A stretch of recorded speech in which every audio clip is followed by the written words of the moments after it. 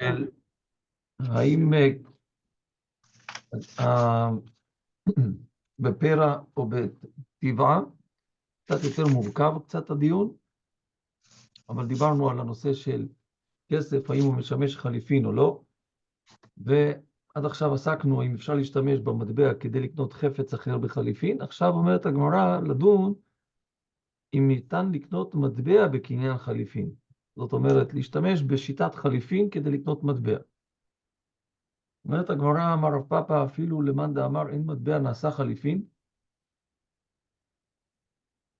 מעבד הוא דלא עביד חליפין.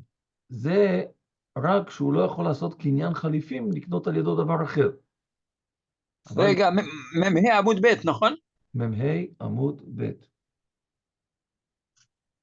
טוב, אוקיי. בשורות הרחבות.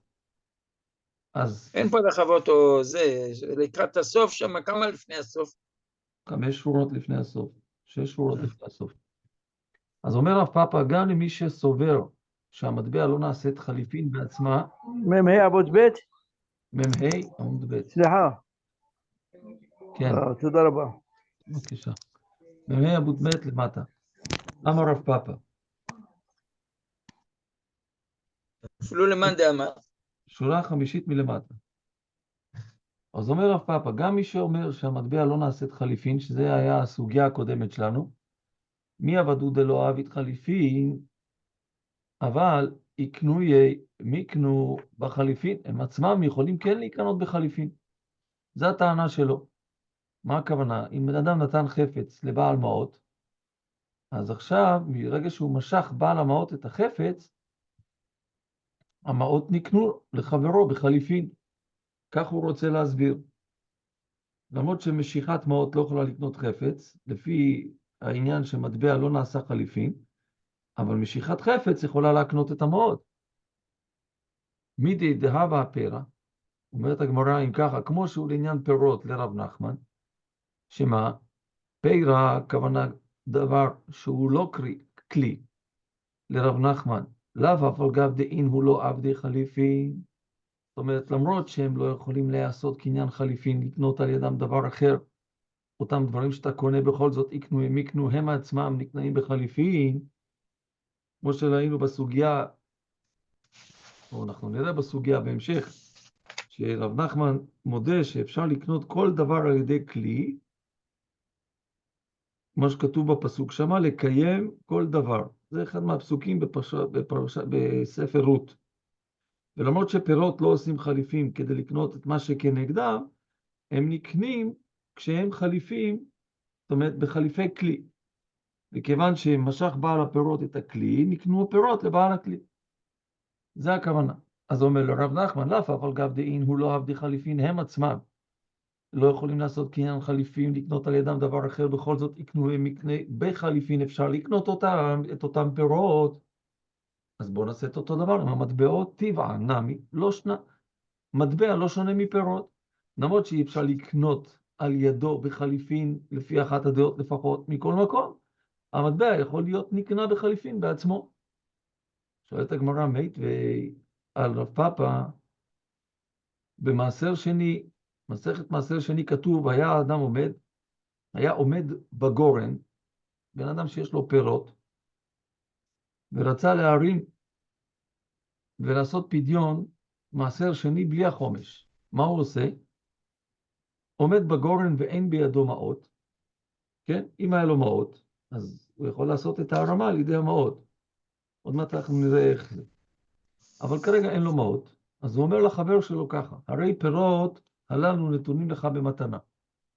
קח ממני את המעשר שני, זה נתון לך במתנה.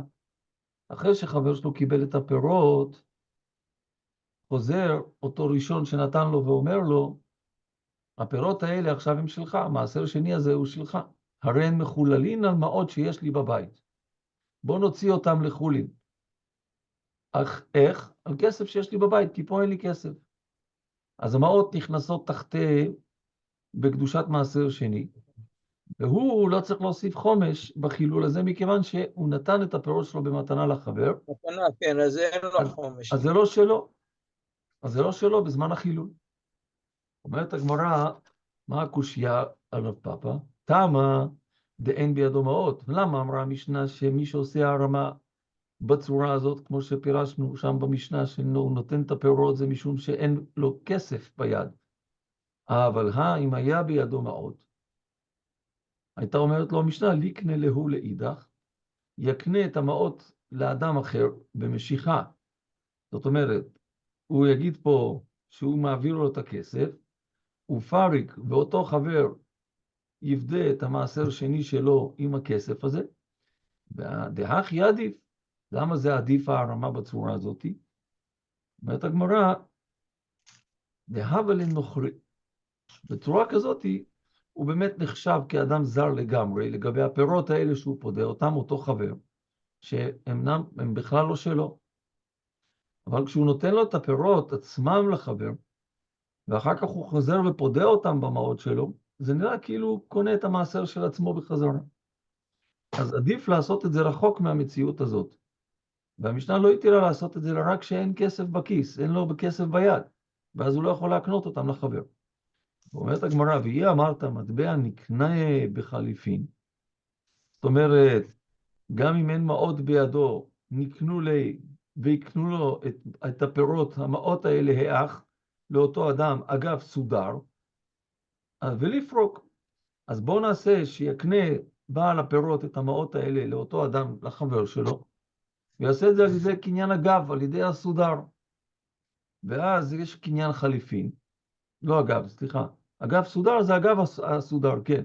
וקניין חליפין, הוא אומר זה תמורת זה. והוא לפרוק, והוא יפדה את המעשר שני.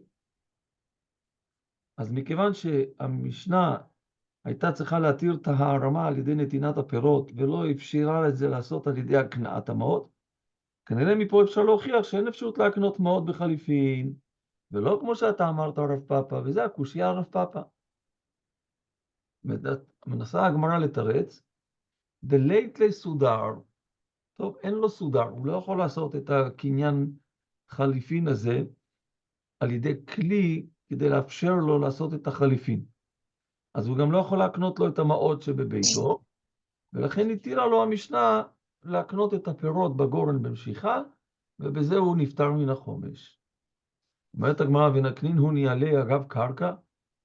למה לא אמרה המשנה שיקנה לו את הפירות של את המעות, בעל הפירות יקנה לו את המעות אגב הקרקע, יגיד לו אגב הקרקע תקבל גם את המעות, זאת אומרת ייתן לו בעל המעשר קרקע, יקנה אותה לחברו בחזקה, נניח הוא יעדור קצת, יעשה שם כמה פעולות, וברגע שהוא מחזיק בקרקע זה כאילו המעות קנויות לו, ואז אפשר לקנות מטלטלין יחד עם הקרקע, וכשהוא עושה הקונה מעשה קניין בקרקע בצורה הזאת, הוא קונה יחד עם זה גם את המטלטלים, למרות שלא עשה בהם שום מעשה של קניין.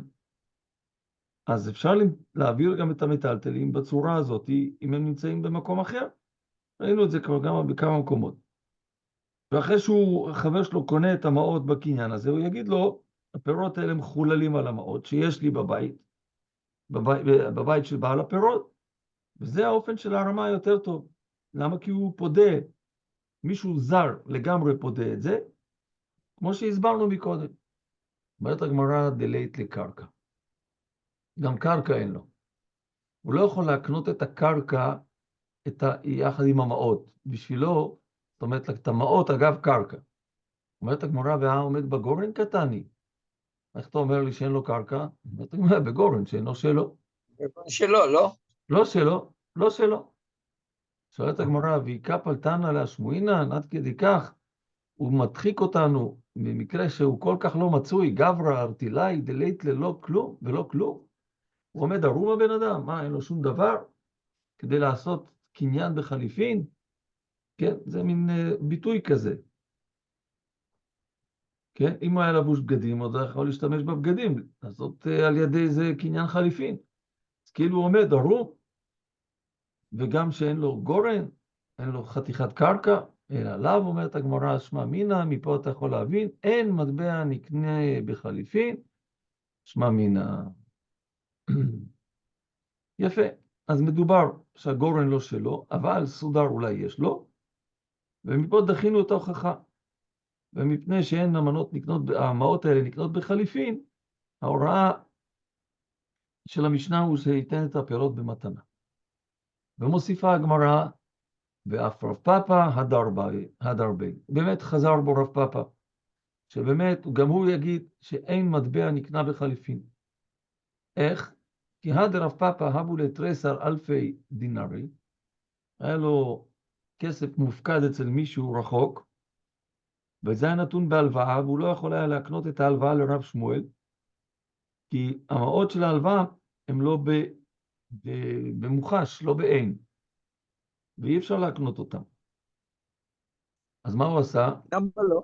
זה היה בבית, למה הוא לא יכול להגיע? כי זה לא בבית, זה לא אצלו ביד, כסף אצלו, הוא לא יכול. הוא צריך למה? לעשות את זה. יש לי את הכסף אצלך, אני לא יכול לקנות לעוד מישהו שיקח את הכסף. לא, אז הוא יקנה לו את זה דרך, אגב, עם סיפא דביתא. אז הוא אומר, זה היה בבית חוזי, רחוק ממנו, והוא יכול להקנות אותו יחד עם הקרקע, כמו שראינו גם במעשרות. לא מקנים ככה סתם מטלטלים, אלא מטלטלים מקנים דרך הקרקע. צריך שיהיה משיכה במטלטלים. אתה לא יכול לעשות קניין בלי משיכה. אז אם אתה רוצה לעשות את זה בצורה אחרת, קרקע לא צריכה משיכה, אפשר להגיד שהיא שלך, אתה מקנה את הקרקע, ואז דרך הקרקע אתה גם מקנה לו את מה שיש על הקרקע. אז הוא אומר, בשביל זה אני מקנה לך גם את מפתן ביתו. כן? ואז המטלטלים הם נקנים אגב הקרקע. אז הוא אומר, הקנינו לרב שמואל ברכה אגב סיפא דביתא. ואז רב שמואל הלך לאותו מקום, ומכיוון שרב פאפא יקנה לו את המעות כדי שיביא לו, כי עתה, כשהוא יצא חזרה לדרך, נפק כלפי, יצא לקראתו עד טבח. מרוב שמחה שהוא הצליח לקבל חזרה את 10,000 זהובים האלה. זה הרבה כסף, הרבה תריסר אלפי דינרי, כן? 12,000 דינרים, שהוא הפקיד אותם אצל מישהו. אז מזה שרב פאפא הצליח להקנות את המעות, אגב קרקע, ולא עשה קניין סודר, אנחנו מבינים שגם רב פאפא חזר בו ואמר, אין מטבע נקנה בחליפין. הייתי צריך להצמיד את זה לקרקע, כי אין לו ערך, זאת אומרת, אין לו ערך חליפין. למדנו את זה באיזשהו... למדנו את זה. נו, בסדר, חוזרים על זה. שהבן אדם הלוואה, מעניק מהקרקע או משהו, לא זוכר כבר. למדנו את זה, שהוא נותן חלק מהקרקע שלו. נכון. כשהיה צריך, רבן גמליאל רצה להפריש מעשרות, והוא לא היה בבית, הוא נתן לרבי יהושע חלק ולרבי עקיבא חלק, יקנה להם קרקע.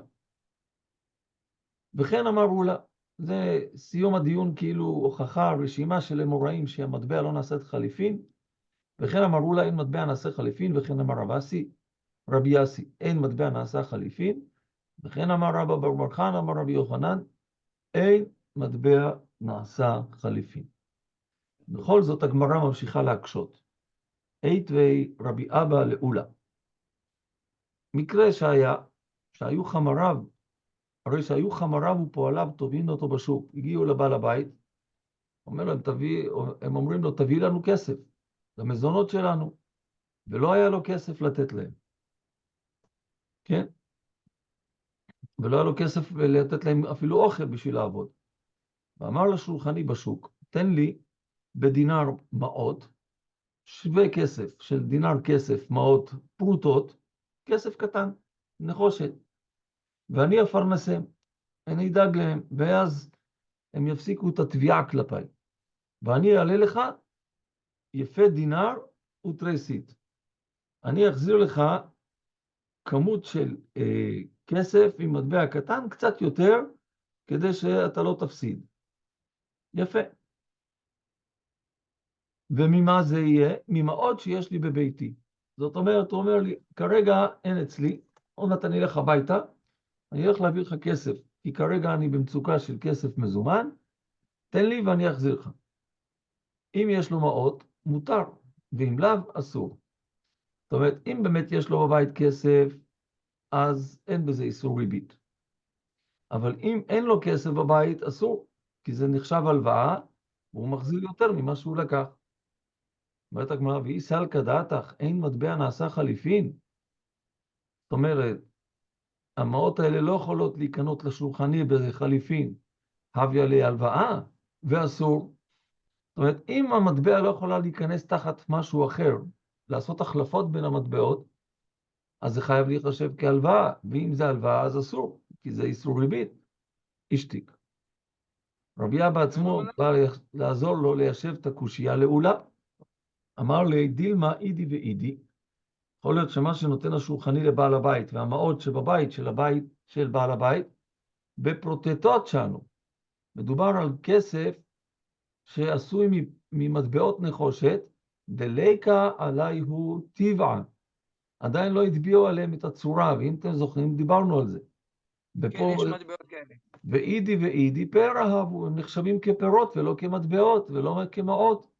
ומשום מה הכי נקנו בחליפין.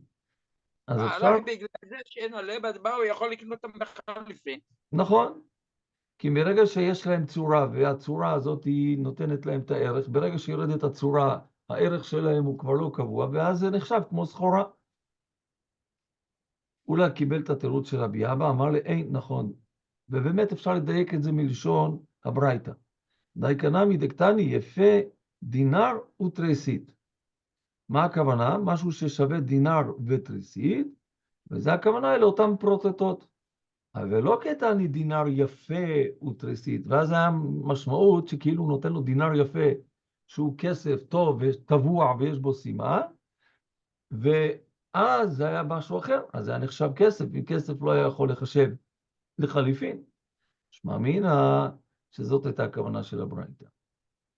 דרך אחרת לפרש, רב אשי אמר לעולם בדמים ובפרוטטות, באמת מדובר כמו שדייקנו, אבל לא צריך שזה להגיד שאלה נקנו לשולחני בחליפין. כי גם לפי הפירוש שבעל הבית אומר לשולחני שהוא לא מקנה לו את המעות בביתו, אלא מתחייב לשלם לו לאחר זמן, גם כן מותר לבעל הבית להוסיף על התשלום. זה לא יחשב שכר המותנה במעות, כאילו כסף שנמסר לך כדי לעשות ממנו עוד כסף. גם בהלוואה מותר להוסיף תשלום, כשיש ללווה כסף בביתו. מה הטעם? כיוון דאית לי, נעשה כאומר הלווני עד שיבוא בני, או עד שאמצא המפתח. ואז זה לא נחשב הלוואה. אומרת הגמרא תשמע, קושייה נוספת על העניין הזה שכסף לא נעשה חליפין. כל הנעשה דמים באחר, מה הכוונה? נתן אדם לחבר שלו כדי לקבל חפץ תמורתו. זאת אומרת, נעשה דמים באחר. הוא גרם למישהו אחר, עוד מעט נראה את ההסבר, כיוון שזכה זה המוכר, כן? הוא קיבל את הכסף, נתחייב זה בחליפין. אז הלוקח חייב עכשיו באחריות של החפץ, כי הוא כבר קיבל עבורו כסף. למרות שבדרך כלל אמרנו שהכסף הוא נקנה על ידי הסחורה במשיכה.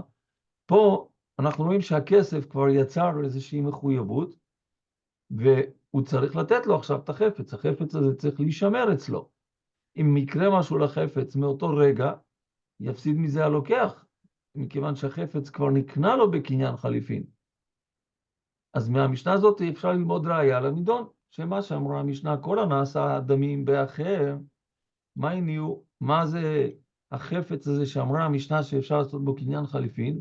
כנראה שמדובר במטבע, כי זה דבר שבדרך כלל אפשר לתת אותו ככסף, כדמים עבור חפצים אחרים. ושמע מינה, מטבע נעשה חליפין. אמר רב יהודה, לא, אחי כאמר, כל הנישום דמים באחר, כיוון שזכה זה נתחייב זה בחליפין. אז כל דבר שצריך לעשות לו הערכה, כשבאים לתת אותו כתשלום עבור דבר אחר, דהיינו מטלטלים, חוץ ממטבעות, וזה הנקודה, כיוון שזכה המוכר קיבל את הכסף, מתחייב זה הלוקח בחליפין, בחפץ שהוא קונה מהמוכר כנגדו, כיוון שהוא קנה אותו. אז לפי זה המשנה מלמדת, שאפשר לעשות קניין חליפין במטלטלים, ואפילו בפירות, ולא צריך דווקא כלי. ולא כמו שאמר מקודם רב נחמן, כאילו, בדברים הקודמים שלנו. כי כתוב, שלף איש את נעלו שם ברות, אז זה לאו דווקא כלי כדוגמת נעל, כן? כי כתוב לקיים כל דבר. אז בכל דבר אפשר לעשות את זה. ולא כמי שאומר שרק בכלי. אומרת הגמרא הכי נמי מסתברא מדקתני סיפא. כך מסתבר גם להסביר את המשנה מתוך הסיפא. כיצד? מהי הדוגמה לכלל הזה שנאמר בתחילת המשנה? שם כתוב, החליף שור בפרה או חמור בשור, שזה נקרא חליפין. מכיוון שהדוגמה המובאת שם במשנה היא לא עוסקת בכסף, שמע מינה, מפה אתה יכול להבין שאפשר לעשות קניין חליפין לכאורה במטבע, אלא שאפשר לעשות את זה, זאת אומרת, זה לא מלמד שאפשר לעשות את זה במטבע, אלא אפשר לעשות את זה בשאר מטלטלין חוץ ממטבע. בכל דבר. בדברים אחרים שהם מטלטלים. בכל דבר. בדברים שהם מטלטלים, כן. אז הגמרא שואלת עכשיו איך זה מתפרש, המשך המשנה על פי ההבנה הזאת, ולמען דסלי כדעתם מעיקרא, זאת אומרת, מה שהתחיל כוונת המשנה למטבע שנעשה חליפין, מהי? אז למה זה כיצד? למה הבאת את המילה כיצד במשנה? איך זה ממחיש את הדוגמה, מה שהבאת במשנה, בהמשכה, על מה שנאמר בתחילתה? אומרת הגמרא, אחי כאמר. כך התכוונה המשנה לומר, ופרא נמי עבדי חליפין, גם הפירות מטלטלים שהם לא כלים, ואפשר להשתמש בהם לחליפים בנוסף למטבע. כיצד? החליף שור בפרה או חמור בשור. זאת אומרת, זאת הדוגמה למה שהתכוונתי. אז יוצא שאפשר לעשות קניין חליפין גם בפירות. בעת הגמרא, אבל בזה יש מחלוקת. הניחא לרב ששת אמר פרא עבדי חליפין, שאפשר לעשות גם בפירות ובשאר מטלטלים ולא צריך כלים, אלא לרב נחמן דאמר כלי אין אבל פרא לא עבדי חליפין. איך אתה מסתדר? מהי כיצד? מה זה הדוגמה הזאת שהבאת פה? אז הגמרא מסבירה את זה בדרך שלישית, לפי רב נחמן. אז המשנה לא עוסקת לפי דברי רב נחמן, עכשיו בפירוש הזה, בכלל בקניין חליפין, אלא באופן מסוים של קניין כסף. הכי כאמר, כך מתכוונת המשנה להגיד, יש דמים שהן חליפין. זאת אומרת, יש אופן תשלום לקנות מטלטלים בלי משיכה כמו קניין חליפין. וזה מה שהתכוונה שם המשנה כשהיא אמרה כל הנעשה דמים באחר. ויתן אותו לחבר שלו וכו'. ואיך הוא זוכר בזה? הדמים הזה נוהג דוגמה כיצד?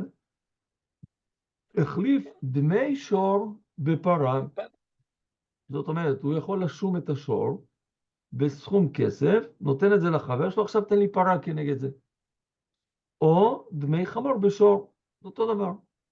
זאת אומרת, הוא מתחייב בחליפין האלה. אז אומרת הגמרא, למה זה שונה מהמקרים של מעות אינן קונות? מה איתם את רב נחמן? למה במקרה כזה אתה תגיד שהמעות כן קונות? אומרת הגמרא, סבר לה כרבי יוחנן דאמר דבר תורה מעות קונות. גם הכוונה היא במטלטלין, ומפני מה אמרו משיכה קונה? למה הכניסו את העניין הזה של דרישת משיכה? ואת זה גם אנחנו כבר למדנו, גזירה שמא יאמר לו נשרפו חיתיך בעלייה. מה יקרה? הלוקח ישאיר את הסחורה בבית של המוכר, ההוא כבר קיבל את הכסף. טיפול דלקה, הוא יגיד מה אכפת לי? זה שלו כבר. זה לא שלי. כן? מה אני צריך להציל את זה? אז הוא יגיד נשרפו חיתיך שקנית, הבעיה שלך. אז קבעו חכמים, זה עדיין שייך למוכר עד שהלוקח ימשוך ויקח אותו לרשותו, כדי שהוא יטרח ויעשה את זה. ואז אפשר להבין את מה שאומר רב נחמן, ומילתא דשכיחא, שאדם קונה מטלטלים ומשלם מעות תמורתם, זה דבר מצוי. גזרו ברבנן מילתא דלא שכיחא, לא גזרו ברבנן. זאת אומרת, בדבר שיכול לקרות, גזרו חכמים שלא יחול קניין בכסף בגלל הטעם הזה. אבל בדברים שהם לא שכיחים, כמו למשל ששמים דמי מטלטלים עבור קניית מטלטלים אחרים, לא גזרו ברבנן. ולכן, ממילא נשארה הלכה כדין תורה שמטלטלים נקנים בכסף. יפה. הגמרא מעירה שההסבר הזה לא כולם מסכימים, ולריש לקיש דאמר, משיכה מפורשת מן התורה. זאת אומרת, זה לא יעזור לך, קניין כסף לא מועיל מהתורה, אז דעתו, המטלטלים לא נקנים בכסף בשום אופן, אז איך תפרש את המשנה לפי דעתו של ריש לקיש?